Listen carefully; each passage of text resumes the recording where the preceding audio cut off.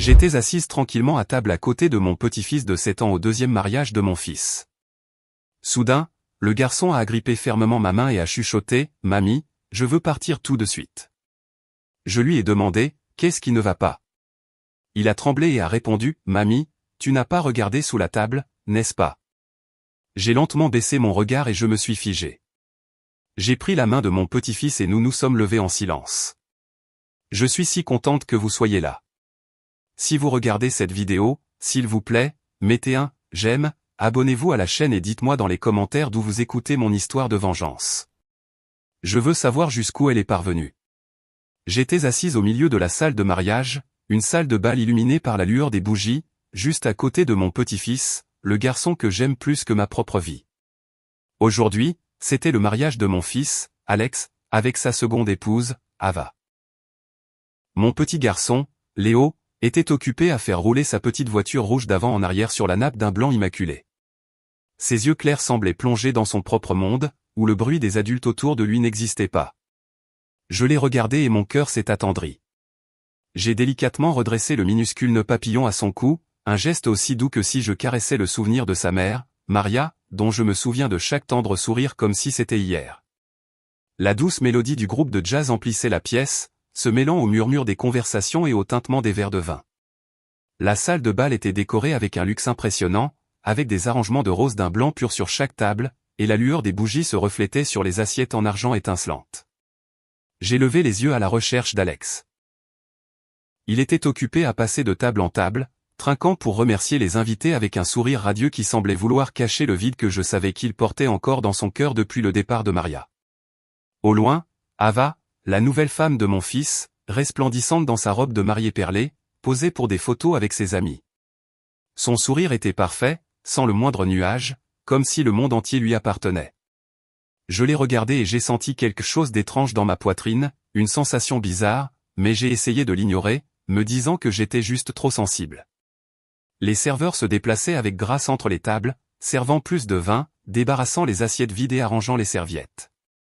Un couple âgé assis à notre table s'est tourné vers moi avec un sourire aimable. Comme Léo grandit vite. Quel âge a-t-il maintenant, Betty? J'ai souri et répondu d'une voix douce. Il vient d'avoir 7 ans. Le temps passe si vite. Puis je me suis tourné pour couper un petit morceau de gâteau à donner à Léo. Le garçon a levé les yeux, brillant de gratitude, mais il a immédiatement baissé la tête à nouveau et a continué à pousser sa petite voiture, comme si seul ce jouet était l'endroit où il se sentait en sécurité. Soudain, Léo s'est arrêté. Ses petites mains ont cessé de pousser la voiture, et ses yeux ronds m'ont regardé avec un sérieux inhabituel chez lui. J'ai été un peu surprise. Un mauvais pressentiment m'a parcouru le corps. Il a saisi ma main fermement. Ses petits doigts étaient glacés. D'une voix urgente, il a murmuré « Mamie, je veux partir tout de suite ». Sa voix tremblait comme s'il retenait une peur qu'il ne pouvait expliquer. Mon cœur s'est emballé. Je me suis penché vers lui et j'ai posé une main sur son épaule. « Qu'est-ce qui ne va pas, mon garçon? Dis-moi ce que c'est. » Léo a frissonné, serrant les lèvres. Et puis il a chuchoté si doucement que j'ai dû approcher mon oreille pour l'entendre. « Mamie, tu n'as pas regardé sous la table, n'est-ce pas ?» Ces paroles ont été comme un couteau froid qui m'a transpercé la poitrine. Une angoisse terrible a commencé à grandir en moi, rendant ma respiration difficile. J'ai essayé de rester calme et je lui ai caressé les cheveux, mais son regard, le regard paniqué d'un garçon de seulement 7 ans, m'a empêché de l'ignorer. « Tout va bien, mon amour. Laisse mamie regarder, ai-je dit, en essayant de donner à ma voix un ton calme pour l'apaiser, bien que je sentais mon propre cœur battre à tout rompre. Avec précaution, j'ai soulevé le bord de la nappe blanche et j'ai regardé dans l'espace sombre sous la table, où les pieds en bois des chaises et les petites chaussures de Léo se balançaient, et c'est là que je l'ai vu. Un petit morceau de papier plié en 4, posé là, juste à côté de la chaise de Léo. Il était si petit qu'il était presque perdu dans l'obscurité.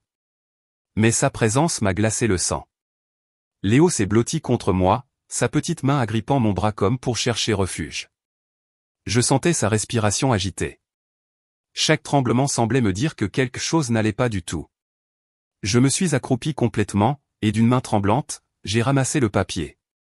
Les gens autour de nous riaient et trinquaient encore, mais à cet instant, mon monde entier s'est rétréci jusqu'à ce qu'il ne reste plus que moi, Léo, et ce maudit papier dans ma main. Je l'ai déplié. La faible lueur des bougies sur la table suffisait pour lire les mots griffonnés. Table 8, ajouter des crevettes à la portion de l'enfant. Quelques mots, mais ils ont été comme un coup de poing direct au cœur. J'ai senti mon sang se glacer dans mes veines et l'air se bloquer dans ma poitrine. Léo est gravement allergique aux crevettes, ce que toute ma famille sait parfaitement. Un seul morceau de crevette suffirait à mettre sa vie en danger. Qui avait pu écrire ça? Qui pouvait être si cruel? Le jour même du mariage de mon fils. J'ai serré la main de Léo, sentant ses petits doigts trembler dans la mienne. Je me suis levé brusquement, sans me soucier des regards surpris des gens autour de moi. Le couple âgé à proximité a cessé de parler et m'a regardé avec inquiétude. J'ai serré Léo dans mes bras de toutes mes forces, comme si je craignais qu'il ne disparaisse si je le lâchais. Les rires et la musique continuaient, mais pour moi, tout était devenu un silence lourd et étouffant. Des souvenirs d'autres temps ont inondé mon esprit, m'arrachant à cette salle de mariage étincelante pour me ramener aux années où notre famille était entière. J'ai cru un jour que la maison de mon fils serait toujours remplie de rires. Mais la vie, comme une rafale de vent soudaine, a éteint cette flamme de bonheur, me laissant des cicatrices qui ne guériraient jamais. Je me souviens de Maria, ma première belle-fille, comme je me souviens de la lumière du soleil matinal filtrant par la fenêtre à l'aube. Son sourire était tendre et chaleureux. Elle me donnait toujours l'impression d'être dans les bras d'une véritable fille. Maria n'a jamais haussé la voix, n'a jamais fait quoi que ce soit qui m'ait inquiété. Elle faisait partie de ces personnes qui, rien qu'en les regardant, vous apaisaient. Je me souviens encore de ces après-midi très venteux dans la banlieue de Phoenix, quand j'arrivais à la petite maison d'Alex et Maria. Les rires de Léo, qui commençait tout juste à marcher, résonnaient dans le jardin alors qu'il poursuivait un ballon en caoutchouc coloré. Maria était sur le porche avec un panier de légumes fraîchement cueillis, souriant en regardant son fils. « Maman, Betty, goûte le chili que j'ai fait. Dis-moi ce que tu en penses », me disait-elle souvent, la voix pleine de fierté en posant le bol chaud devant moi. Je m'asseyais là, à manger et à parler avec elle de choses simples pendant que Léo rampait sur le sol, agrippé à une vieille petite voiture. Mais le souvenir le plus beau, et aussi le plus douloureux, est la nuit où Léo est tombé très malade. Il avait une très forte fièvre. Son petit corps brûlait et ses yeux pouvaient à peine s'ouvrir, sans même la force de pleurer. Maria le tenait dans ses bras pendant que des larmes coulaient silencieusement sur ses joues. « Maman Betty, j'ai si peur », a-t-elle murmuré, la voix tremblante. Je me suis assise à côté d'elle, appliquant à tour de rôle des linges humides sur son front, essayant de la calmer. « Ne t'inquiète pas, ma chérie. Le petit est fort. Il va s'en sortir. » Mais à l'intérieur, l'inquiétude pesait sur moi comme une pierre. Je suis resté éveillé avec Maria jusqu'à l'aube, lorsque les premiers rayons de soleil sont apparus et que la fièvre de Léo a finalement baissé, et il s'est endormi dans les bras de sa mère. Maria s'est tournée vers moi, les yeux rouges, mais avec un faible sourire. « Merci, maman. Sans toi, je ne sais pas ce que j'aurais fait à ce moment-là. » J'ai juste pris sa main et je l'ai serrée fort, comme pour lui dire que je serais toujours là pour elle et pour Léo. Je pensais que cette petite famille serait heureuse pour toujours, comme une chanson qui ne finit jamais. Mais un après-midi funeste, tout s'est effondré. Le téléphone a sonné alors que je faisais la vaisselle dans la cuisine. La voix froide d'un policier a retenti. « Madame Williams, nous avons le regret de vous informer qu'il y a eu un accident. » Je ne me souviens pas comment j'ai fini d'entendre la phrase. Je sais juste que mes mains tremblaient tellement que j'ai laissé tomber une assiette par terre et qu'elle s'est brisée. Maria était partie en un instant, quand un camion qui avait perdu le contrôle a percuté sa voiture sur l'autoroute en dehors de la ville. Je suis resté là, paralysé, sentant le monde s'effondrer devant moi. Les funérailles de Maria ont eu lieu un jour de pluie torrentielle. Les gouttes tombaient sans arrêt, comme si le ciel pleurait aussi pour elle. Léo, qui n'avait que 4 ans à l'époque, était dans mes bras, confus, regardant tout le monde avec ses yeux innocents, ne comprenant pas ce qui se passait. « Mamie, où est ma maman ?» a-t-il demandé de sa petite voix. Je l'ai serré fort, ravalant mes larmes, et j'ai murmuré « Ta maman est dans un très bel endroit, mon amour. » Mais à l'intérieur, je me sentais anéanti. Alex, mon fils, s'est effondré devant le cercueil, les épaules secouées de sanglots, incapable de dire un mot. Je savais qu'il essayait d'être fort, mais son regard était vide, comme si une partie de son âme était partie avec Maria. Après cette tragédie, Alex a complètement changé. Il s'est enseveli sous le travail. Il quittait la maison très tôt et ne rentrait pas avant que Léo ne soit déjà endormi. Je comprenais qu'il fuyait, essayant de combler ce vide immense dans son cœur avec des journées de travail sans fin. Mais Léo, mon pauvre garçon, a le plus souffert. Il a commencé à parler moins. Son regard était souvent triste, comme s'il attendait un miracle qui ramènerait sa mère. Je suis devenu son seul soutien. Je l'emmenais à l'école chaque matin et m'asseyais près de son lit chaque soir pour le bercer. « Mamie, raconte-moi une histoire sur ma maman », me demandait-il souvent. Et je les lui racontais d'une voix étranglée, parlant des fois où Maria lui chantait des berceuses, comment elle coupait ses fruits en petits morceaux pour lui faire son dessert préféré. Chaque histoire était une tentative de garder l'image de Maria vivante dans l'esprit de Léo et dans mon cœur. Lucie, ma fille adoptive, est également devenue un élément essentiel de ses jours. Avec son cœur chaleureux et ses mains habiles, elle venait souvent à la maison, apportant des livres de coloriage ou des biscuits qu'elle avait préparés elle-même. Lucie aimait Léo comme s'il était son propre petit frère. Elle le portait, lui apprenait à lire, ou s'asseyait pendant des heures avec lui à table pour l'aider avec ses dessins maladroits. « Regarde, Léo, ta maison est plus jolie que la mienne », disait-elle, avec un rire aussi clair qu'une cloche. Mais parfois, je surprenais Lucie en train de regarder Alex quand il entrait en silence dans la maison après une longue journée de travail. C'était un regard profond qui contenait quelque chose de plus qu'une simple affection fraternelle. Je l'ai vu, mais j'ai décidé de ne rien dire. Peut-être avais-je peur qu'en abordant le sujet, je briserais la fragile stabilité de ce qui restait de notre famille. La maison d'Alex s'est lentement vidée de ses rires. Mais grâce à Lucie et Léo, la flamme familiale est restée allumée, même si c'était faiblement. J'ai fait tout mon possible pour que cette flamme ne s'éteigne pas. Mais au fond de mon cœur, je savais qu'Alex et moi vivions avec des blessures qui n'avaient jamais guéri. Chaque fois que je voyais Léo dormir, je voyais les traits de Maria sur son petit visage, et mon cœur se serrait à nouveau. Le souvenir de cet après-midi est encore aussi clair dans mon esprit que si le temps n'avait pas passé. J'étais assise dans mon petit salon, écoutant les moineaux chanter dans le jardin, le cœur rempli de sentiments mitigés. C'était la première fois que mon fils Alex amenait Ava à la maison pour me la présenter. J'ai essayé d'ouvrir mon cœur. J'ai essayé de voir cette jeune femme à travers les yeux d'une mère qui veut que son fils retrouve le bonheur après tant de douleur. Mais au fond, je ne pouvais pas me défaire d'un sentiment de malaise, comme un vent froid qui me faisait frissonner. Cet après-midi-là, Alex est arrivé plus tard que d'habitude. J'étais dans la cuisine en train de préparer les tacos que Léo aime tant quand j'ai entendu la porte s'ouvrir. Alex est entré avec une lueur étrange sur le visage. Ses yeux s'illuminaient comme dans sa jeunesse, quand il parlait de Maria avec une passion qu'il ne pouvait cacher. « Maman, dit-il d'une voix étranglée, s'appuyant contre le cadre de la porte, je veux que tu rencontres quelqu'un. » J'ai arrêté ce que je faisais et je l'ai regardé, ressentant un peu de nervosité. « Quelqu'un de spécial ?» ai-je demandé, en essayant de garder ma voix calme. Alex a souri, un sourire que je n'avais pas vu depuis longtemps. « Oui, tu vas beaucoup l'aimer, » a-t-il dit, plein de confiance. J'ai hoché la tête. Je me suis essuyé les mains sur mon tablier, essayant de cacher l'inquiétude qui commençait à grandir en moi. Après Maria, je n'étais pas sûr que quelqu'un puisse combler le vide qu'elle avait laissé, non seulement pour Alex, mais aussi pour Léo et pour moi. Ce soir-là, Ava est apparue. Elle est entrée dans ma maison dans une élégante robe bleu clair, ses cheveux parfaitement coiffés en vagues qui encadraient son visage, et ses lèvres peintes d'un rouge doux qui se courbaient en un sourire. Ce sourire, je dois l'admettre, était charmant, comme si elle l'avait répété pour plaire à n'importe qui. « C'est un plaisir de vous rencontrer, Madame Williams, » dit-elle d'une voix douce, inclinant légèrement la tête. Je lui ai rendu son sourire, je l'ai invité à entrer et je lui ai servi une tasse de café chaud et aromatique. « Votre maison est si chaleureuse, » a dit Ava alors que ses yeux parcouraient les photos de famille accrochées au mur, où il y en avait une de Maria serrant un tout petit Léo dans ses bras. J'ai hoché la tête et les remercié, mais ses yeux se sont attardés sur cette photo plus longtemps que je ne l'aurais souhaité, et je n'étais pas sûr d'aimer ça. Le dîner s'est déroulé dans une atmosphère que j'ai essayé de rendre aussi conviviale que possible. J'ai posé sur la table les plats que j'avais préparés tout l'après-midi. Des tacos enveloppés dans des tortillas de maïs, une assiette d'enchilada à la sauce rouge, et une salade fraîche à la mangue, le plat préféré de Léo.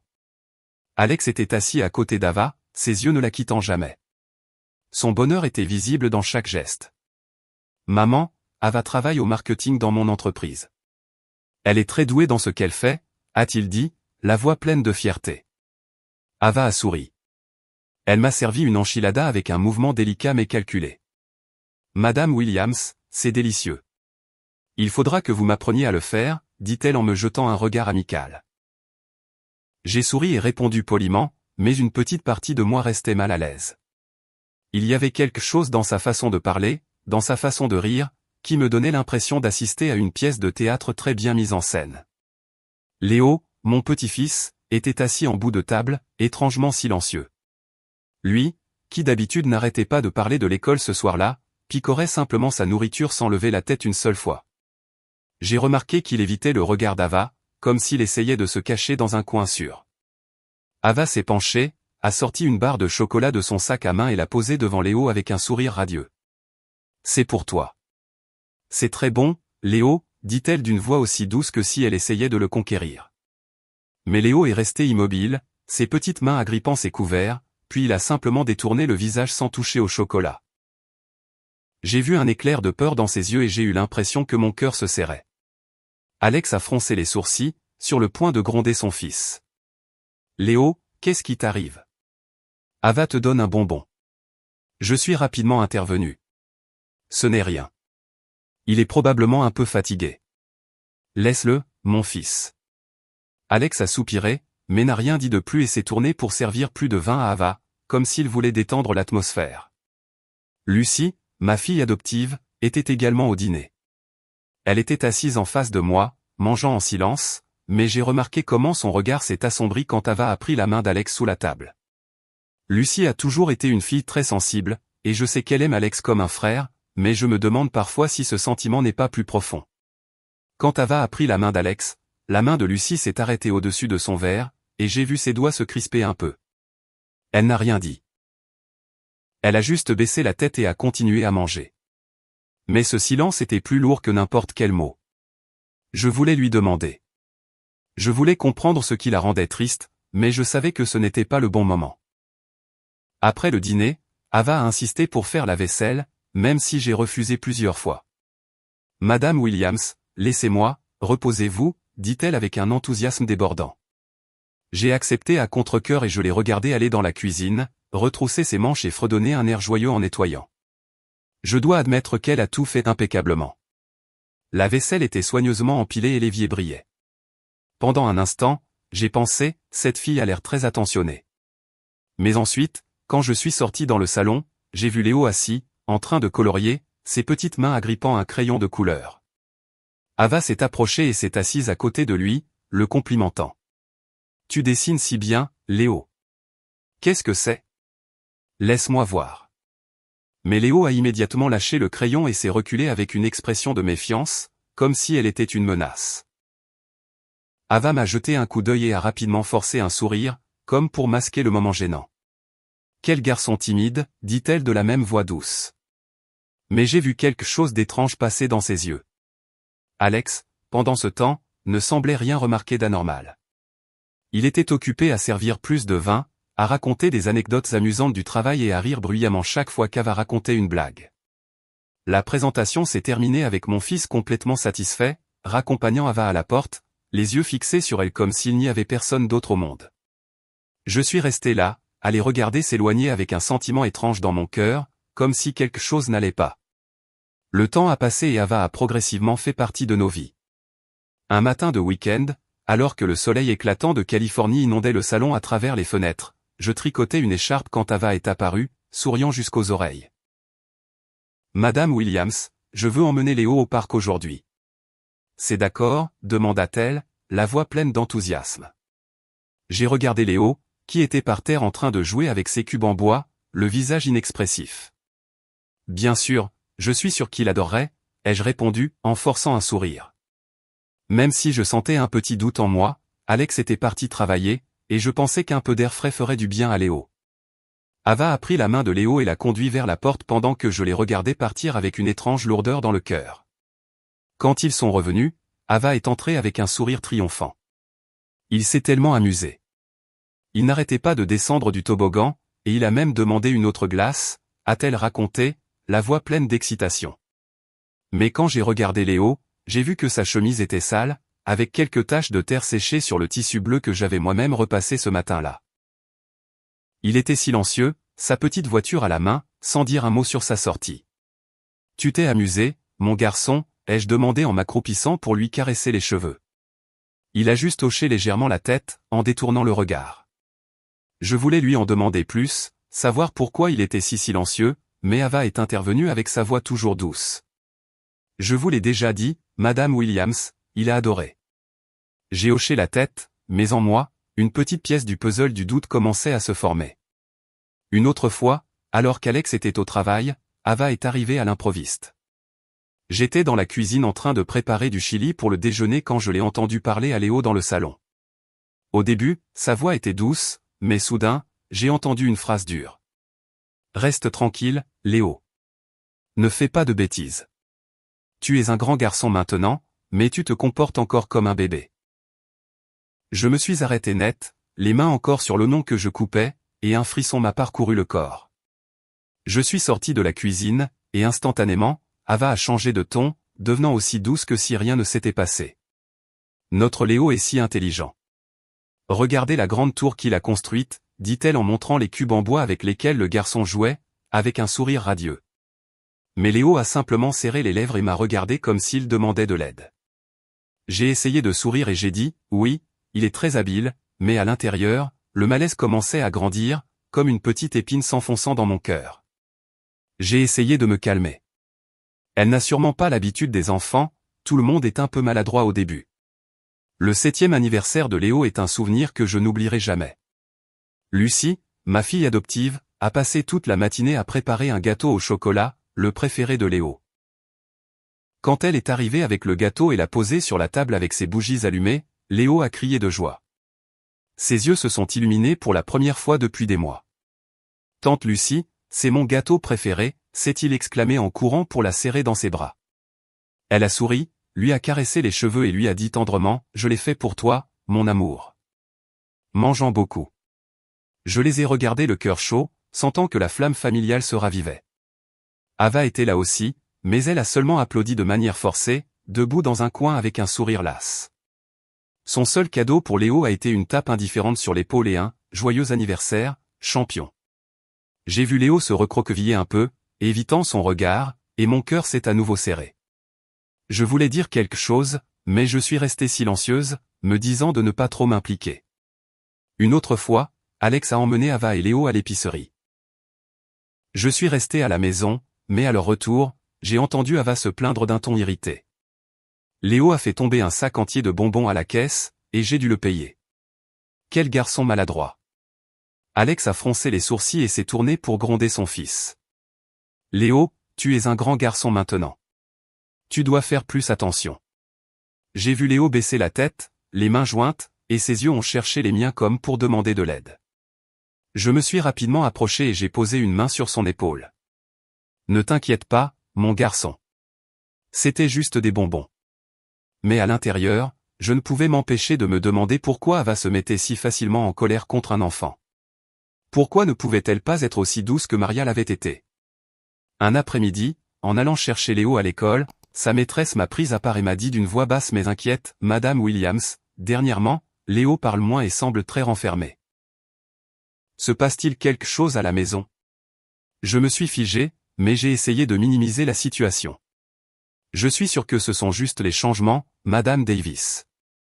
Ne vous inquiétez pas, mais sur le chemin du retour, Léo a tiré sur mon chemisier et a dit d'une voix tremblante, « Mamie, je ne veux pas rentrer à la maison avec Mademoiselle Ava. » Je me suis arrêté et je me suis agenouillé pour le regarder dans ses yeux clairs, le cœur serré. « Pourquoi dis-tu ça, mon amour ? » Mademoiselle Ava t'aime, ai-je dit. Mais à peine l'avais-je dit que je savais que j'avais tort. Léo a secoué la tête avec une ferme détermination dans le regard. « Non, mamie. Elle ne m'aime pas », je lui ai caressé les cheveux, essayant de le calmer, mais au fond de moi, je ne pouvais nier que le garçon disait la vérité.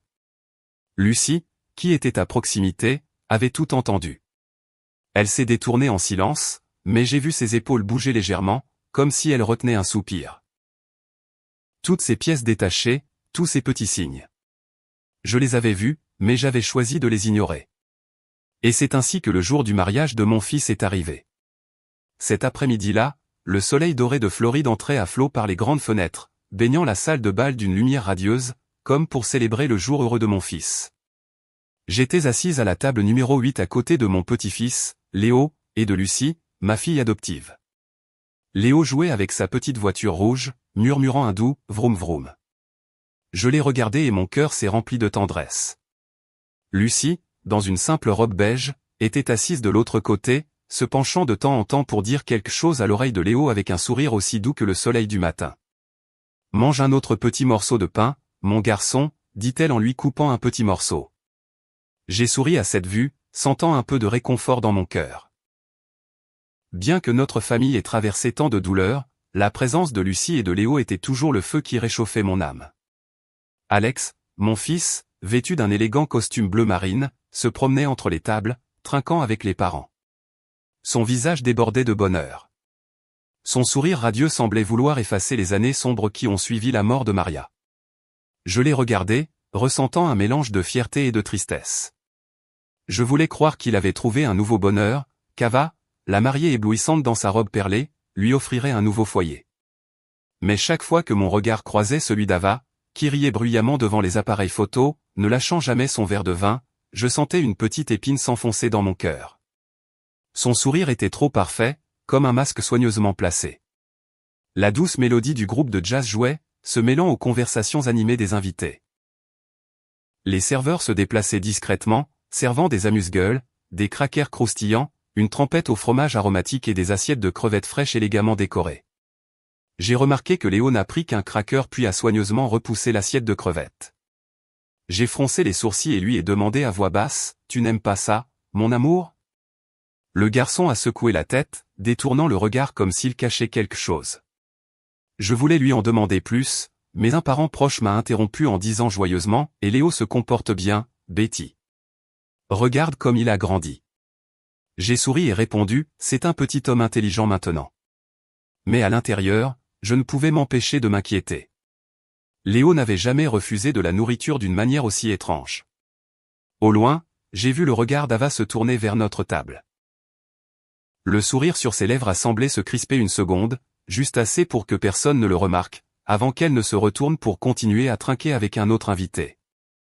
J'ai essayé de chasser mon malaise, me disant que je réfléchissais trop, mais tout a changé en un instant.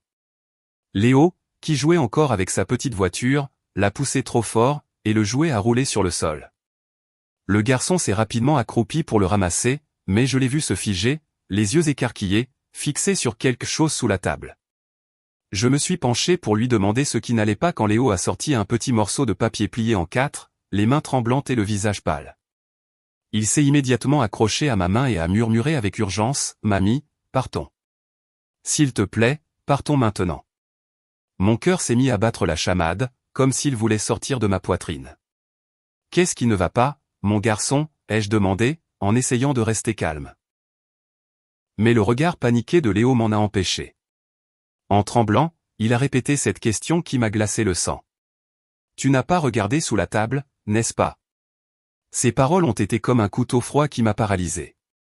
Je me suis accroupi, j'ai soulevé la nappe blanche, et mes yeux ont scruté l'espace sombre sous la table. Le petit papier était posé à côté de sa chaise, un objet inoffensif mais lourd de menaces. Je l'ai ramassé les mains tremblantes, sentant le monde se rétrécir autour de moi, ne laissant que Léo, moi, et ce maudit papier. Je l'ai déplié. La lueur des bougies suffisait pour lire les mots griffonnés, table, ajouter des crevettes à la portion de l'enfant. Quelques mots, mais ils ont été comme un choc électrique qui a parcouru tout mon corps. J'ai inconsciemment froissé le papier dans ma main. La musique, les rires, tout autour de moi semblait sombrer dans un abîme dont je ne pouvais m'échapper. Ava, dans sa robe de mariée éblouissante, continuait de rire dans un coin de la salle, levant son verre pour trinquer avec un invité, comme si rien au monde ne pouvait l'inquiéter. Alex était occupé à prendre des photos avec ses collègues, avec un sourire radieux qui semblait confirmer que c'était le plus beau jour de sa vie. Mais pour moi, tout dans cette salle de bal était une farce, un rideau qui cachait la terrible vérité que je venais de découvrir. J'ai serré le papier fermement, le sentant me brûler la peau. Léo, le petit-fils que j'aimais plus que ma propre vie, avait failli devenir la victime d'un complot diabolique, le jour même du mariage de son père. Je me suis tourné vers Lucie, ma fille adoptive, qui était assise à côté de Léo. Ses yeux étaient remplis d'inquiétude quand elle a vu mon expression. « Prends soin de Léo, s'il te plaît, » ai-je dit, en essayant de rester calme, même si je savais que je ne pouvais pas cacher le tremblement dans ma voix. Lucie a hoché la tête, rapprochant Léo d'elle et le serrant fort dans ses bras, comme un bouclier protecteur. « Où vas-tu » m'a-t-elle demandé à voix basse, mais pleine d'angoisse. J'ai simplement secoué la tête sans répondre, car je ne savais même pas ce que j'allais faire ensuite. Je suis rapidement sorti dans le couloir, les jambes lourdes, comme si elles portaient du plomb, mais le cœur battant, m'exhortant à agir. Près du bar, j'ai vu un groupe de serveurs discuter. Leur rire sonnait comme un contraste douloureux avec la tempête qui faisait rage en moi. J'ai reconnu David, le jeune homme qui avait apporté la nourriture à notre table plusieurs fois. Il avait un visage aimable et un sourire amical, mais à ce moment-là, je ne pouvais pas y penser. Je me suis dirigé droit sur lui, lui ai mis le papier sous le nez et j'ai demandé d'une voix ferme, « Savez-vous qui a envoyé ce papier ?» David a regardé le papier et son visage a changé instantanément. Son sourire insouciant s'est transformé en une expression de panique. « Mon Dieu, c'est mon papier » a-t-il balbutié, les mains tremblantes comme s'il voulait me l'arracher. Une femme me l'a donné, et je l'ai accidentellement laissé tomber en portant le plateau. Ces paroles ont été comme un rayon de lumière au milieu de la confusion, mais elles m'ont aussi agité encore plus. « Qui vous l'a donné » ai-je insisté, presque en criant, perdant complètement mon sang-froid. David a reculé d'un pas, confus. « Je ne connais pas son nom, madame. Elle m'a juste dit de le donner au chef. » Le papier ne disait pas qui l'envoyait. La rage a explosé en moi comme un feu brûlant. « Raison de plus, » ai-je dit en me rapprochant, la voix tremblant de colère et de peur. « Vous savez, mon petit-fils est gravement allergique aux crevettes. Un seul morceau pourrait le tuer. » David est devenu pâle, les yeux écarquillés d'horreur, et a secoué la tête frénétiquement. « Madame, je ne savais vraiment pas. J'ai juste suivi la note.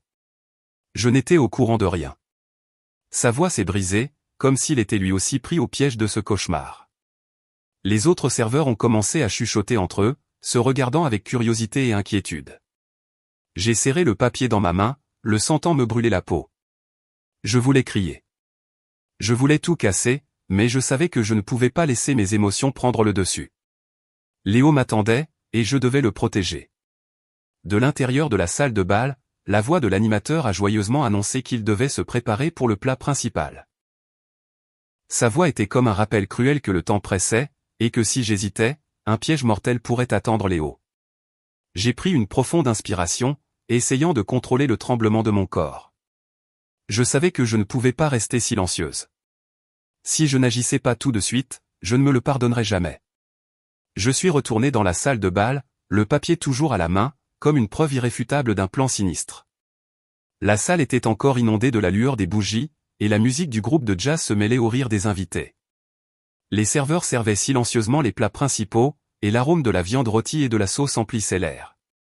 Mais pour moi, tout était une farce.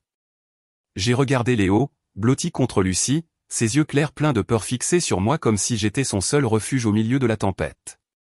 J'ai pris la petite main de Léo, sentant ses doigts tremblants dans ma paume. Et puis, comme poussé par une force invisible, je me suis levé brusquement, ma voix a résonné, claire et ferme, au-dessus de la musique et des conversations. Un instant, s'il vous plaît, avant de commencer à manger, j'ai quelque chose à clarifier. Toute la salle de bal est tombée dans le silence, comme si le temps s'était arrêté.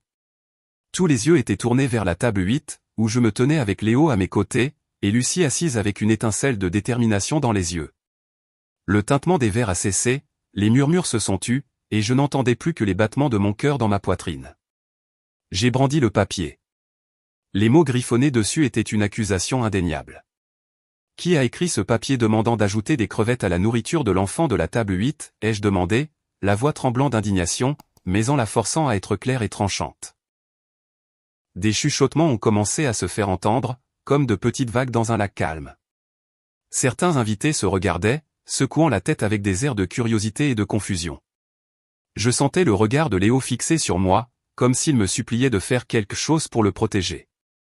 Alex a accouru d'une autre table, un sourire au visage qui s'est rapidement transformé en inquiétude en voyant mon expression.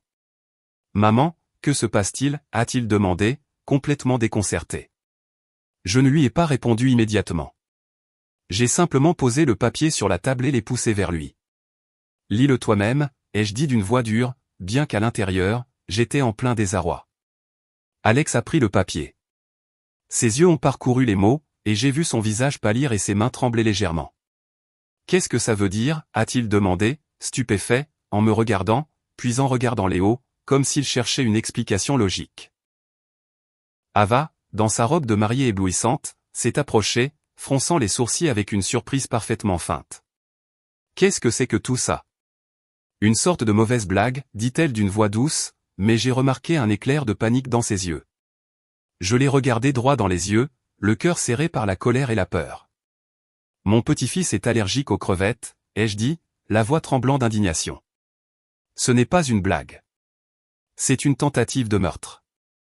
Mes mots sont tombés comme un coup de tonnerre, plongeant la salle de bal dans un silence de mort. Certains invités sont restés bouche bée d'étonnement tandis que d'autres commençaient à chuchoter, leurs yeux passant de moi à Ava. Ava a laissé échapper un rire forcé, un masque pour maintenir son sang-froid. « Excusez-moi, Madame Williams, mais il n'y a pas de nom sur le papier. Allez-vous croire une histoire inventée par un enfant qui l'a trouvée ?» dit-elle d'un ton moqueur, essayant de me faire passer pour une vieille femme paranoïaque. Certains invités ont commencé à commenter avec doute. C'est peut-être un malentendu. Qui ferait une chose pareille à un mariage? Le sang a bouilli dans mes veines. L'audace d'Ava m'a laissé presque sans voix. Je voulais crier. Je voulais arracher cette robe de mariée pour révéler la vérité. Mais je savais que je devais rester calme pour Léo, pour ma famille. Soudain, Lucie s'est levée, serrant Léo fort dans ses bras, les yeux rougis et fixés sur Ava. « Ça suffit, Ava. » Sa voix était froide mais pleine de douleur, comme si elle ne pouvait plus se contenir. Lucie s'est avancée et l'a giflé, une gifle qui a résonné dans toute la salle de bal. Le son sec et retentissant a brisé le silence et le mensonge. Tout le monde s'est figé, y compris moi. Ava a mis une main sur sa joue, les yeux écarquillés de choc, puis s'est tournée vers Alex en sanglotant. « Tu vois, elle est folle de jalousie, et c'est pour ça qu'elle m'attaque. Que ai-je fait pour mériter ça ?» Lucie n'a pas reculé, les poings serrés et la voix brisée par la rage. « La seule personne méchante ici, c'est toi. Tu as voulu faire du mal à un enfant innocent à ton propre mariage. » Ces paroles ont été comme un couteau qui a tranché l'air lourd de la salle de bal. Les regards de doute ont commencé à se concentrer sur Ava, et je l'ai vu se figer, son faux sourire s'effaçant. Alex était immobile. Son regard allait de moi à Lucie et à Ava, comme s'il était pris au piège entre deux mondes. « Lucie, calme-toi, » dit-il d'une voix tremblante, mais je savais qu'il n'était plus sûr de qui croire. Les murmures des invités ont grandi comme une marée qui portait tous les regards vers moi, vers Ava, et vers Léo, mon petit-fils, qui tremblait dans les bras de Lucie. Ava a essayé de maintenir son faux calme, mais j'ai vu ses mains trembler quand elle a parlé. C'est de la calomnie. Je suis sûr que quelqu'un a mis ce papier-là pour gâcher notre mariage. Sa voix était tranchante, mais j'ai remarqué la panique dans ses yeux, comme si son masque parfait commençait à se fissurer. Je ne pouvais plus supporter son audace. La colère en moi a explosé comme un feu qui a consumé toute ma patience. J'ai frappé la table si fort que les verres ont tremblé. « Ça suffit. » ai-je crié d'une voix si froide qu'elle a fait taire même la musique du groupe de jazz. « David, venez ici. » Le jeune serveur, David, s'est approché d'un coin, le visage pâle de peur. Ses yeux allaient de droite à gauche comme s'il était pris au piège entre la vérité et la tempête qui s'annonçait. Je lui ai montré le papier, ma voix tremblante mais ferme. « Confirmez-le. Est-ce bien le papier que vous avez reçu ?» David a hoché la tête à plusieurs reprises, en balbutiant. « Oui, madame, c'est bien ça. Une femme de l'autre table me l'a donné, et je l'ai accidentellement laissé tomber en portant le plateau. » Il a baissé la tête comme pour éviter mon regard. J'ai senti mon sang bouillir, mais je me suis forcé à rester calme, car je savais que toute la salle nous regardait. Ava s'est empressée d'interrompre d'une voix aiguë, presque désespérée. « Vous vous trompez. Je ne sais rien de tout ça. » Mais avant qu'elle ne puisse répondre, une voix faible et pleine de douleur s'est fait entendre de derrière. Gloria, la sœur cadette d'Ava, a fondu en larmes et s'est levée de sa chaise. « Ce n'est pas ma sœur Ava qui m'a donné ce papier, » a dit la jeune femme en tremblant, alors que les larmes coulaient sur ses joues. « Elle m'a demandé de le donner au serveur. Je jure que je ne savais pas ce qu'il y avait dedans. Un murmure d'étonnement a parcouru la salle. Mon Dieu, je n'arrive pas à y croire. Comment est-ce possible? J'ai regardé Gloria et mon cœur s'est attendri. Elle avait à peine 18 ans. Ses yeux étaient rouges et pleins de confusion, comme si elle était elle aussi prise au piège de ce cauchemar. Ava s'est retournée brusquement et a crié sur sa sœur, le visage défiguré par la colère. « Tais-toi, Gloria. Comment oses-tu inventer des mensonges pour nuire à ta propre sœur ?» Sa voix était tranchante, mais j'ai vu ses lèvres trembler, comme si elle luttait pour cacher la vérité. Gloria a reculé, tremblant de la tête aux pieds, et a dit entre deux sanglots, « Je ne mens pas, ma sœur. J'ai juste fait ce que tu m'as demandé. » Ces paroles ont été comme un poignard qui a transpercé le mensonge d'Ava, laissant toute la salle en état de choc. Un parent âgé et proche a secoué la tête, la voix étranglée. Comment est-il possible de ne même pas épargner un enfant innocent? Au milieu du chaos, Lucie s'est avancée, serrant Léo fort dans ses bras, et a dit d'une voix glaciale. « Si tu continues à nier, nous pouvons demander à vérifier les caméras de sécurité de la salle.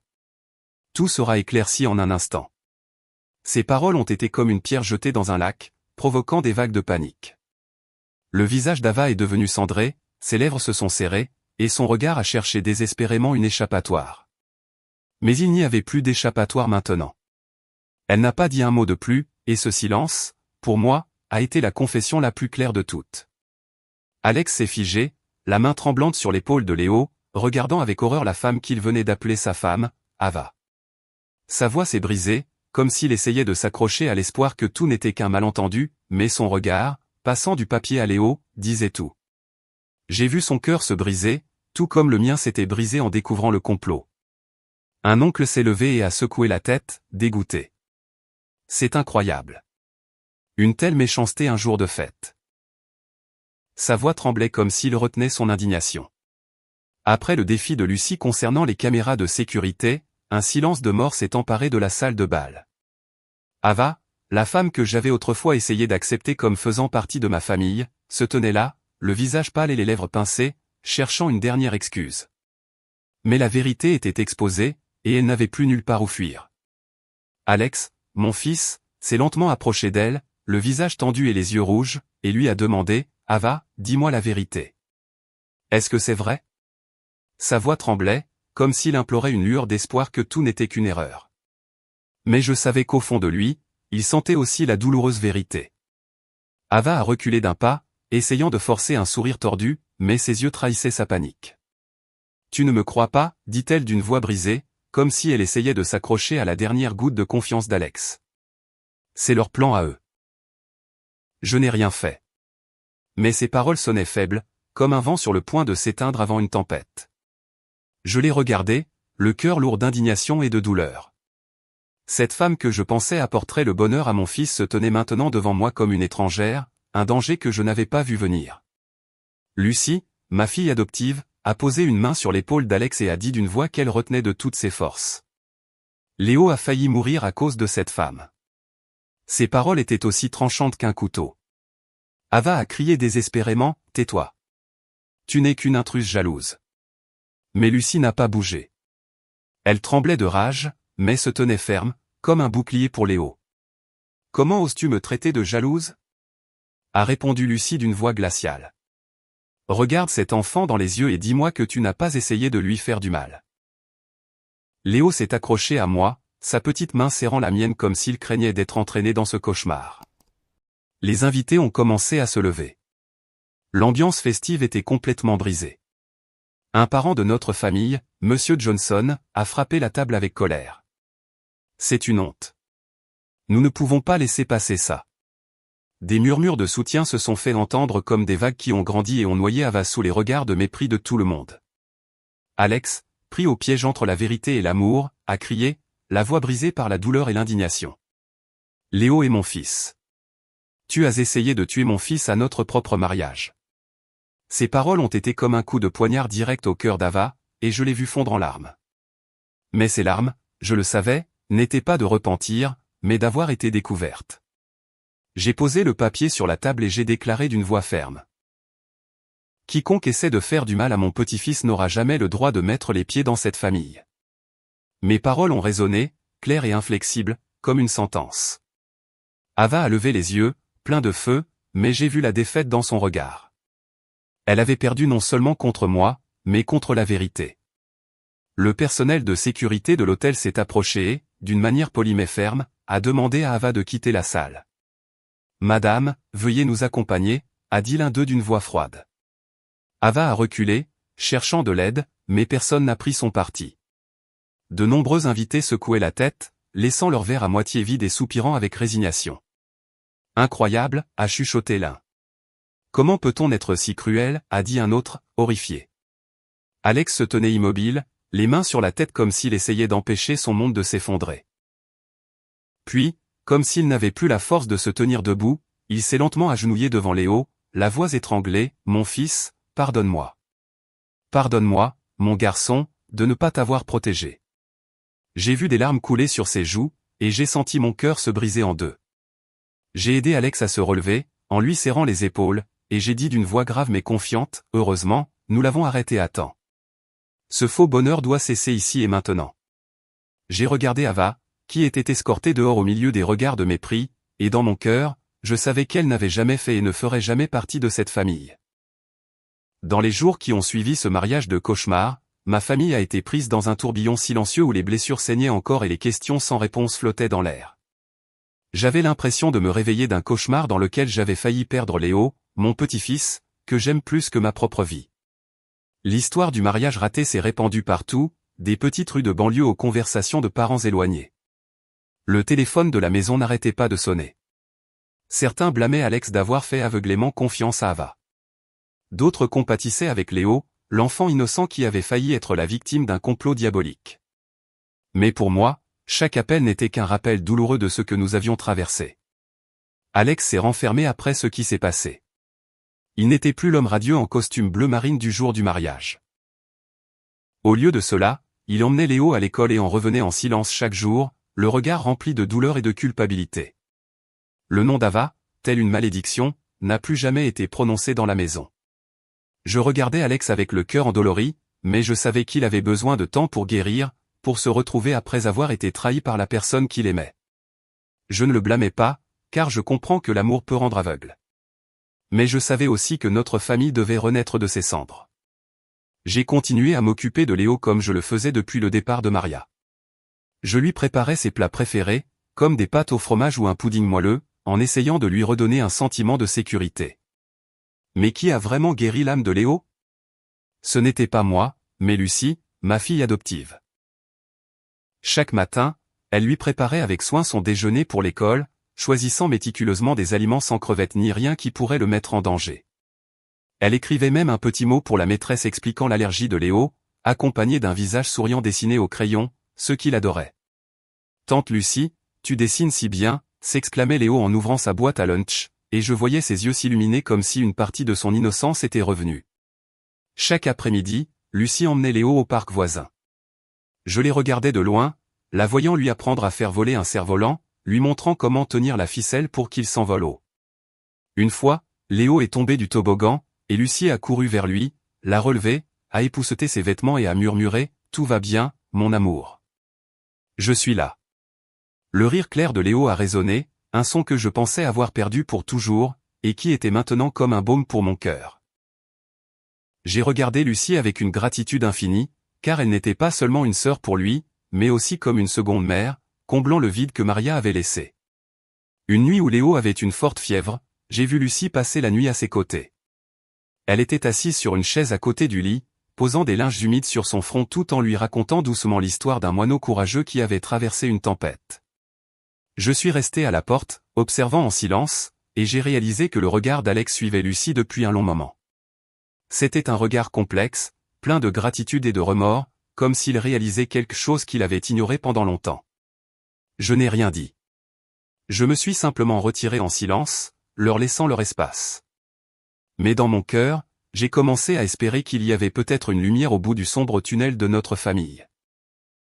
Un soir, lors d'un des rares dîners où nous étions tous assis ensemble autour de la table avec les pâtes chaudes que j'avais préparées, Léo a soudainement levé la tête, ses yeux clairs fixés sur Lucie. Je veux que tante Lucie soit ma maman, a-t-il dit d'une voix douce mais claire, comme si c'était quelque chose auquel il pensait depuis longtemps. Tout le monde à table s'est tu. Lucie a rougi et a baissé la tête, agrippant sa cuillère comme pour cacher son embarras. Alex s'est figé, les yeux embués de larmes, comme si les mots de Léo avaient touché une corde très sensible dans son cœur. J'ai souri. J'ai posé ma main sur l'épaule d'Alex et j'ai dit d'une voix chaleureuse, le vrai bonheur, mon fils, ne vient pas d'une robe de mariée éblouissante, mais d'un cœur sincère qui s'est aimé. Alex m'a regardé, puis a regardé Lucie, et j'ai vu une petite étincelle d'espoir briller dans ses yeux. Le temps a passé et Ava a complètement disparu de nos vies, comme un vent toxique qui était passé. Léo est redevenu un garçon heureux, toujours collé à Lucie avec sa petite voiture rouge et le dessin qu'elle lui avait fait. Je le voyais courir et jouer dans le jardin, ressentant un grand soulagement, mais aussi une pointe de douleur en pensant à tout ce qu'il avait dû traverser. Un jour, Alex a pris la main de Lucie. Il s'est soudainement tenu devant moi dans le salon et a dit d'une voix tremblante mais ferme, « Maman, je sais que j'ai fait une erreur. J'étais aveugle. J'ai mis Léo en danger. Mais cette fois, je ne veux pas laisser partir la personne qui a vraiment été aux côtés de notre famille. » Lucie a baissé la tête, les joues rouges, mais j'ai vu un sourire radieux sur ses lèvres. J'ai hoché la tête alors que des larmes coulaient silencieusement sur mes joues. « Mon fils, la seule chose que je veux, c'est que toi et Léo soyez heureux, » ai-je dit d'une voix étranglée.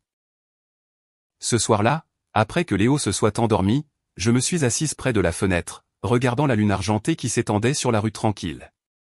Sa douce lumière était comme un rappel que, bien que notre famille ait traversé des jours sombres, la lumière trouve toujours un moyen de percer. Je me suis murmuré à moi-même, la famille n'est pas toujours faite de liens du sang. Parfois, elle est choisie avec amour et courage. Après ce mariage sinistre, un nouveau chapitre plein de lumière avait vraiment commencé pour ma famille. J'ai regardé vers le jardin où le cerf-volant que Lucie et Léo avaient fait voler la veille était encore là. Et je savais que même si les anciennes blessures ne guériraient peut-être jamais complètement, nous continuerions ensemble, avec l'amour et la force comme soutien. Après avoir traversé tout cela, j'ai compris quelque chose de très important. Que dans la vie, il y a des pertes qui ne peuvent être remplacées, des trahisons qui brisent le cœur, mais l'amour sincère sera toujours la lumière qui illumine le chemin. La famille ne se construit pas seulement sur les liens du sang, mais aussi sur des choix, avec le courage de se protéger les uns les autres de l'obscurité et du danger. Ce sont le sacrifice et l'affection véritable qui apportent un bonheur durable, et non les fausses apparences. Je veux que tout le monde se souvienne d'écouter. Il faut laisser son cœur vous guider, car parfois, un petit geste d'attention peut sauver une vie. Et c'est la bonté qui nous sort des nuits qui semblent sans fin. L'histoire que vous venez d'entendre a été modifiée dans les noms et les lieux pour protéger l'identité des personnes impliquées. Nous ne la racontons pas pour juger, mais dans l'espoir que quelqu'un écoutera et s'arrêtera pour réfléchir. Combien de mères souffrent en silence dans leur propre foyer? Je me demande vraiment, si vous étiez à ma place, qu'auriez-vous fait? Auriez-vous choisi le silence pour maintenir la paix ou auriez-vous osé tout affronter pour revendiquer votre propre voix? J'aimerais connaître votre opinion, car chaque histoire peut devenir une bougie qui éclaire le chemin des autres. Dieu nous bénit toujours et je suis sûr que le courage nous mènera à des jours meilleurs. En attendant, sur l'écran final, je vous laisse deux des histoires préférées de la chaîne. Je suis sûr que vous serez surpris.